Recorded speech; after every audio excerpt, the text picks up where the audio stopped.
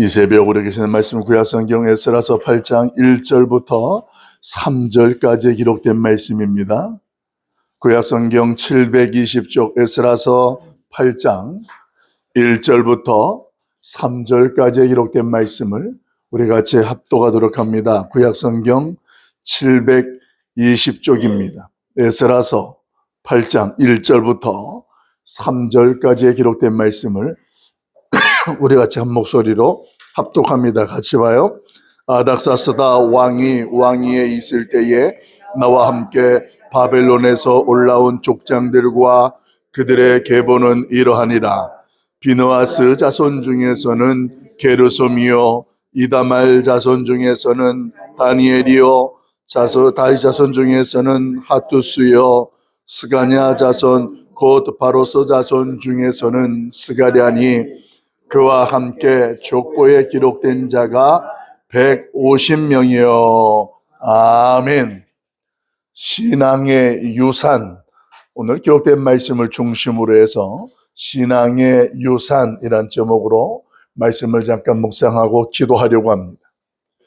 결혼을 앞둔 청년들과 성경 공부를 할 때에 자매들을 통해서 제가 많이 받았던 질문이 있습니다. 그 질문이 뭐냐면, 목사님, 그리스도인은 꼭 그리스도인과 결혼을 해야 하나요? 라는 질문이었습니다. 그러니까 이 이야기는 무슨 이야기냐면, 우리가 비그리스도인을 만나서 그 청년을 전도하면 그게 더 효과적이지 않습니까? 라는 의미를 담은 질문이었어요. 꼭 우리가 그리스도인들을 만나서만 결혼을 해야 합니까? 사랑하는 성도 여러분, 여러분들은 이 질문에 대해서 어떤 생각을 가지고 계십니까? 어쩌면 여러분 가운데 에스라의 자녀들도 있어서 이제 결혼도 해야 될 분들도 있을 것이고, 이미 결혼을 하신 분들도 다 있을 것인데, 여러분이 부모 입장에서 우리의 자녀에게 어떤 며느리, 어떤 사위가 결혼감으로 우리가 같이 만났으면 좋겠다 하는 그런 생각을 하게 되냐는 이야기입니다. 제가 2026년도 믿음의 기도카드를 여러분들이 주셔서 그걸 매일매일 하나님 앞에 기도하는데, 그 기도하는 내용 중에 빠지지 않는 기도 제목이 하나 있어요. 여러 가지도 있지만 그 중에 하나가 자녀의 결혼을 위한 기도 제목입니다. 우리의 자녀가 믿음의 가정을 이룰 수 있도록 그렇게 기도 제목을 적어 놓으신 분들이 꽤 있어서 같이 기도하곤 합니다. 만약에 이런 기도를 드리는 성도들에게 제가 어떤 사위나 며느리를 기대하십니까? 이렇게 물어본다면 아마도 그분들 가운데 공통적으로 대답할 내용이 이 내용이 아닐까요? 믿음의 가정에서 자란 사람이면 더할 나위 없겠습니다 라는 이런 생각들. 믿음의 가정에서 자란 사람. 그런데 여러분, 이게 부모의 생각만 그렇다라는 이야기입니다.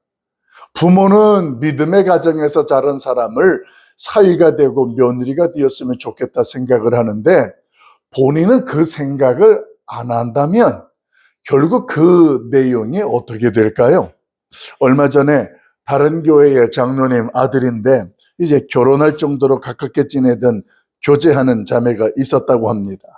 그런데 헤어지기로 했대요. 그래서 어떻게 된 건가? 저도 이제 이야기를 전달해서 듣다 보니까 그 이유는 그 자매가 신앙이 없는 무교입니다. 무교인데 이제 교회를 몇 차례 데리고 가기는 했었나 봐요. 그래도 장로님의 가정이니까 신앙을 좀 중요하게 여기지 않겠습니까? 그런데 그 자매가 교회를 몇 차례 갔는데도 불구하고 기독교에 대해서 전혀 관심이 없는 거예요. 그렇게 관심이 없어서 둘이서 어느 날 신앙에 대해서 이야기를 하다가 아무리 이야기를 해봐도 신앙에 대해서 도무지 마음이 맞지가 않는다라는 거예요. 그래서 서로가 헤어지기로 했다고 합니다. 여러분, 이 정도의 어떤 신앙을 중심으로 가지고 있는 장로님의 아들이라면 이제 결혼을 앞두고 있는 가정에서 탐이 나진 않을까요? 다른 것들이 아니고 신앙 때문에 내가 이 사랑하는 남자와 사랑하는 여자와 헤어질 수 있다는 것. 요즘 같은 시대에 이런 신앙심을 뭐라고 부르냐면 국보급이다 이렇게 말을 해요. 그 정도로 요즘의 젊은 청년들은 결혼할 때의 신앙이 1순위가 아니고 뭐가 1순위냐면 능력이 1순위입니다. 능력이 있으면 다른 것들은 다 그래도 뭐 커버돼요. 신앙이라는 것은 그러면 요즘 청년들에게 어떠냐면 신앙은 그냥 자기의 옵션이에요. 신앙이 있으면 좋고 없으면 뭐 없는 대로 그냥 살아간다. 이런 생각들을 가지고 있는 것이 오늘 우리의 현실 속의 자녀들의 모습이라는 것입니다. 그런 상황 속에 오늘 성경 말씀을 묵상해 보면 성경 시대에도 그런 흐름과 생각들이 동일했다라는 거예요. 오늘 저와 여러분이 읽었던 이 본문의 말씀의 내용을 보면 명단이 1절부터 해가지고 굉장히 많이 나오는데 그 명단이 어떤 명단이냐? 1절에 바로 소개가 됩니다. 1절에 바로 소개되어지는데 우리 1절 말씀만 같이 한번 읽어볼까요? 1절 같이 봅니다. 시작. 아닥사스다 왕이 왕 위에 있을 때에 나와 함께 바벨론에서 올라온 족장들과 그들의 계보는 이러하니라. 아멘. 이 아닥사스다 왕 때에 포로 귀환을 하게 될 때 예루살렘으로 올라올 때에 누구와 나와 함께 올라온 자다. 그럼 여기서 나는 누구냐 하면 에스라를 말하는 거예요. 에스라가 이 예루살렘으로 포로 귀환하게 될 때 에스라가 포로 귀환할 때면 몇 차입니까? 두 번째 2차 포로 귀환 때입니다. 그러니까 그때 당시에 포로 귀환으로 같이 왔던 계보인데 이 족보를 소개하는데 어떤 사람들의 족보냐면 포로 귀환에 함께했던 집안들에 대한 이야기들을 오늘 명단을 적어놓은 내용이 바로 8장의 1절의 이하에 있는 내용이 되는 거예요. 그래서 이 2차 포로 귀환 때에 어떤 가문들이 예루살렘으로 귀환을 하게 되었느냐.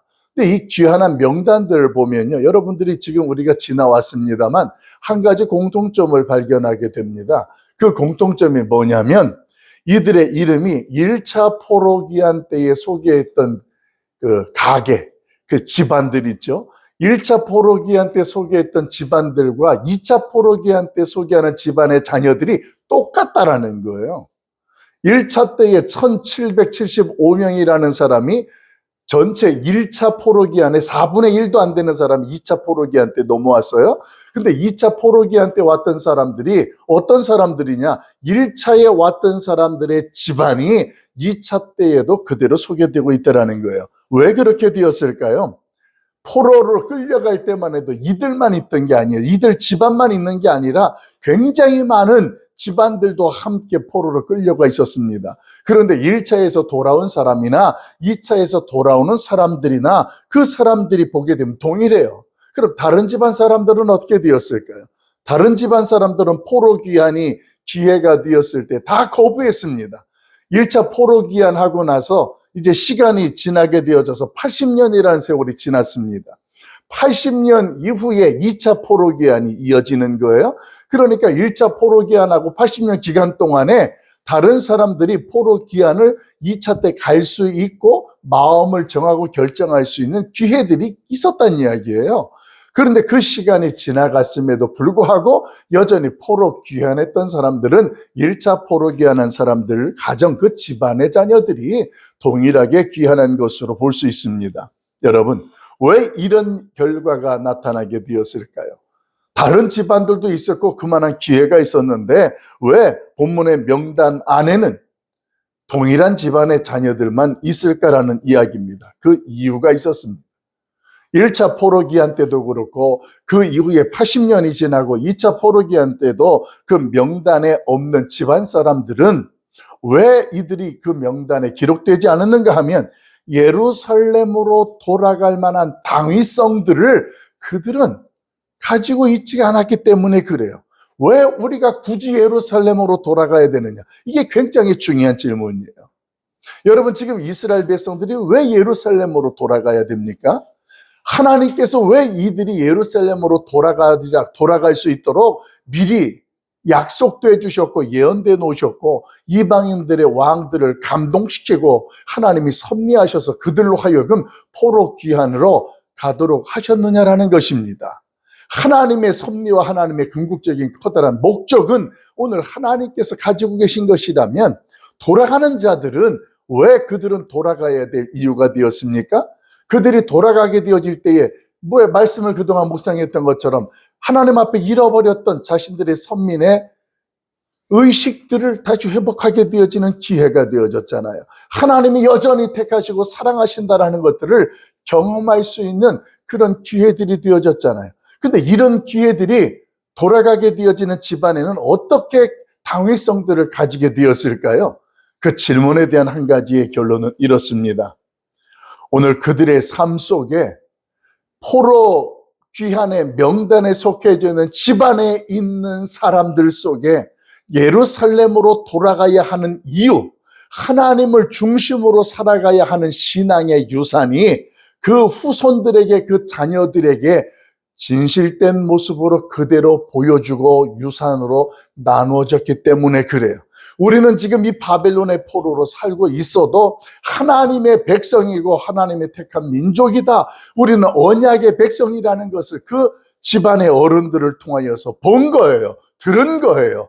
그러니까 비록 지금은 바벨론에 우리가 포로로 있다 할지라도 우리는 약속의 땅에 하나님이 말씀하신 그곳으로 돌아가야 할 존재들이라는 그 사실에 대해서 부모님들을 통하여서 그 집안의 어른들을 통하여 보게 되는 거예요. 알게 되는 거예요.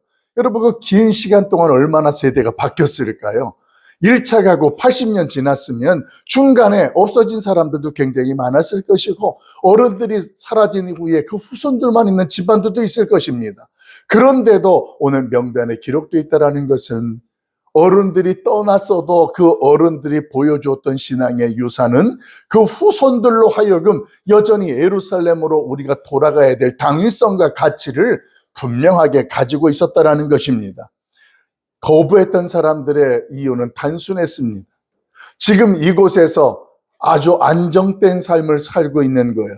당시에 이 페르시아가 세계를 지배하고 있을 때니까 이때의 포로로 끌려가 있었던 유대인들에게 있어서는 다른 데 가는 것보다 그들의 포로 지배 아래 있는 것이 안정된 거예요. 그리고 이제는 터도 다 잡아가지고 다른 데로 이사 가는 것들 자체가 의미가 없는 거예요.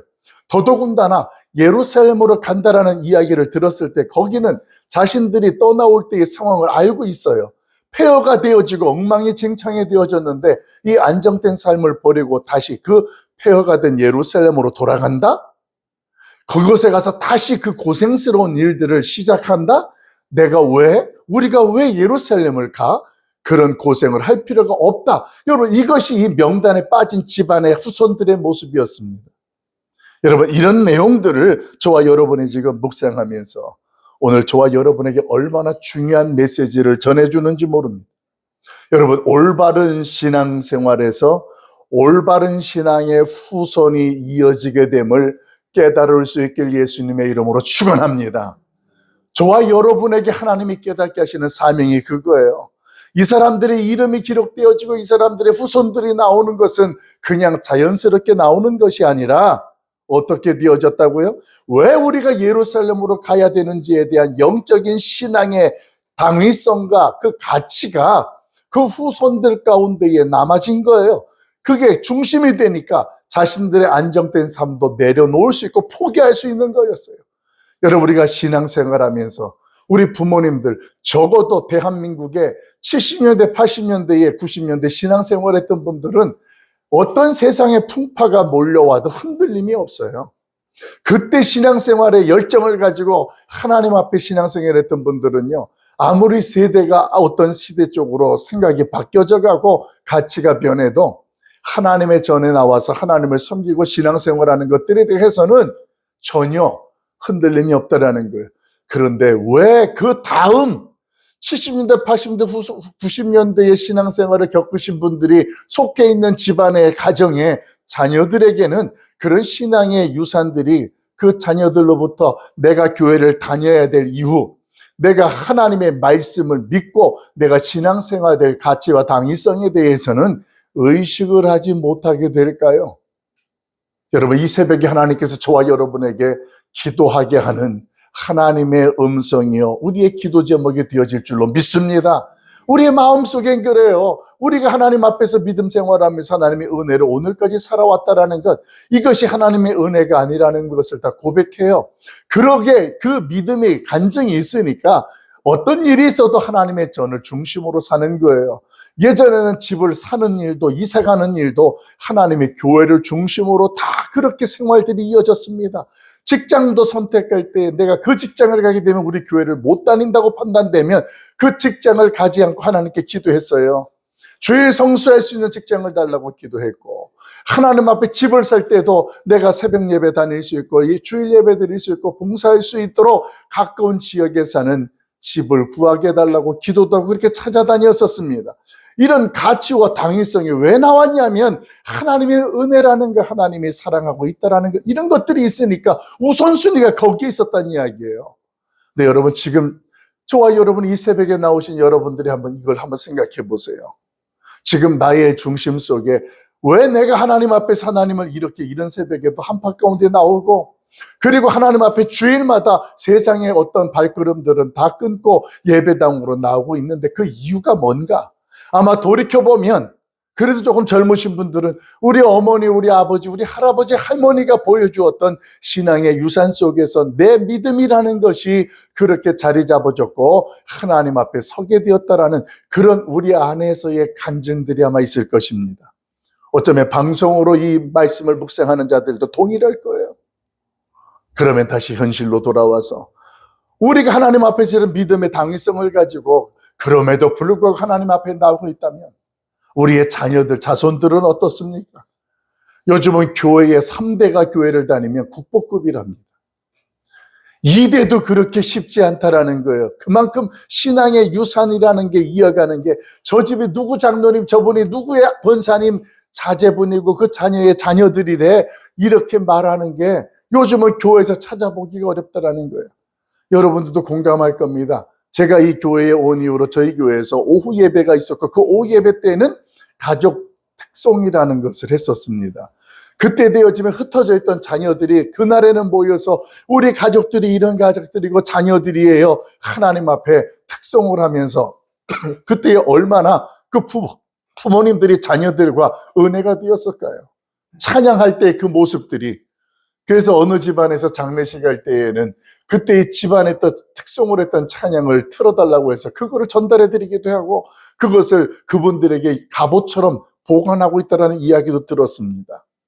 근데 왜 요즘은 가족 특송이라는 것이 하기가 어려워질까요? 많아야 두 사람이에요. 자녀들이 함께 교회를 안 나오고 있거나 그 자녀들은 특송하는 자리에 없고 다른 교회 다니거나 이렇다는 이야기예요.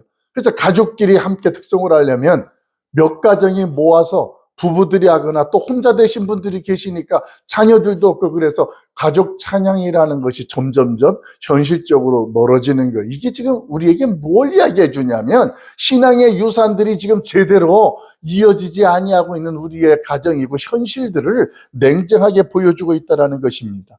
여러분, 물론 신앙이라는 것은 말이에요, 개인의 결단과 함께 하나님의 은혜라는 것, 그 하나님의 은혜 안에서 깨달아지고 하나님의 감동되어진 사람이 믿음의 결단들을 하게 되어지는 것이 오늘 신앙의 모습이라고, 차이가 나는 이야기라고 말할 수 있습니다. 그런데요, 어떤 결단이든 어떤 선택이든 간에 그 영향은 어디서부터 보게 되느냐?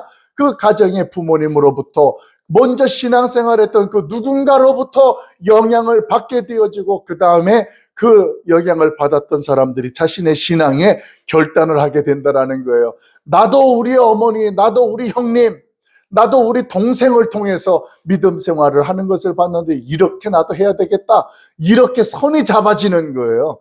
적어도 신앙생활을 이렇게 해야 되는구나라는 걸 아는 거예요. 그런데 엉뚱한 모습들을 보여주고 보게 되어지면 그 이상의 신앙을 기대하기가 어렵다라는 것이 오늘 저와 여러분은 너무나 잘 알고 있습니다. 사랑하는 성도 여러분, 그래서 저와 여러분이 하나 분별하고 정리해야 될 것이 뭐냐면 기독교 가정에서 태어났다고 해서 다 성도가 되는 것은 아니라는 것을 인정해야 된다는 거예요.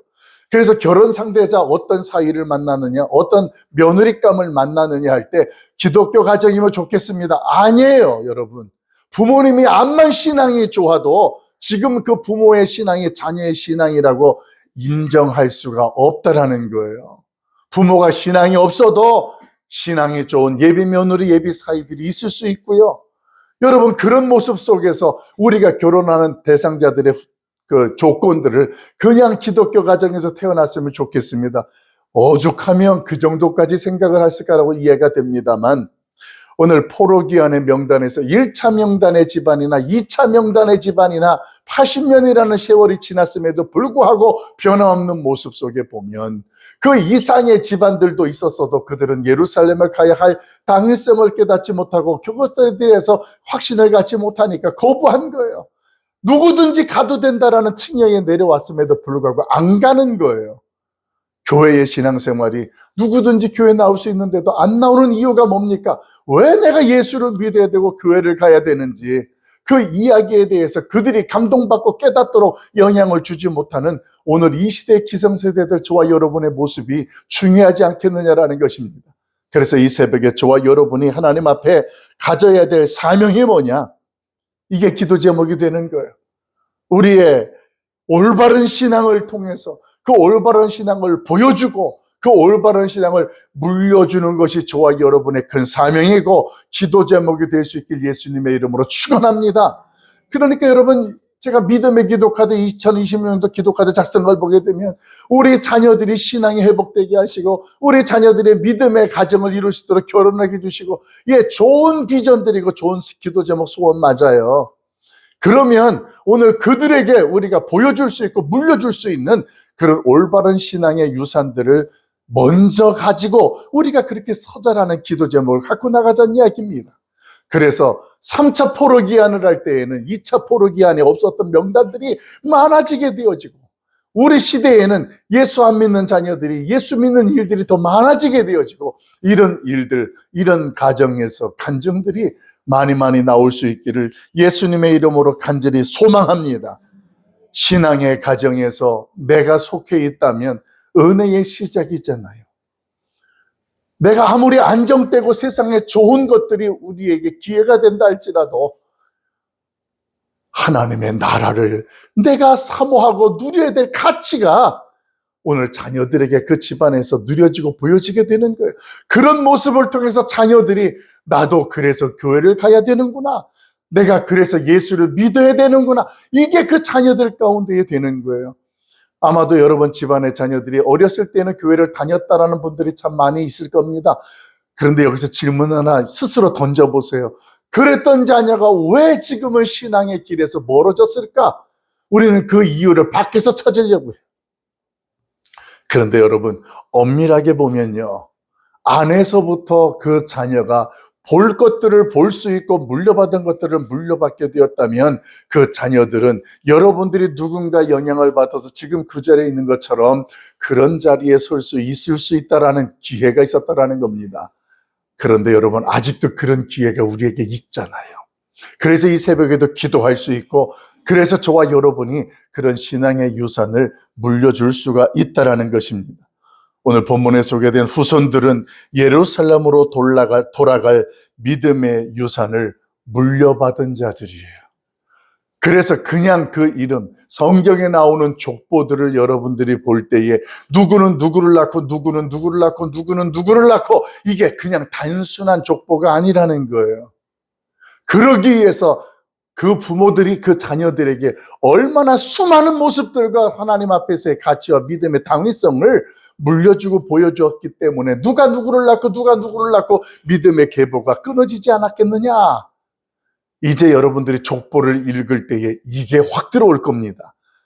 우리의 집안에도 족보라는 것이 있는데 족보가 그냥 이름만 혈육만 이어가는 그런 내용이 아니라 믿음의 족보가 되고 믿음의 계보가 되게 되겠다.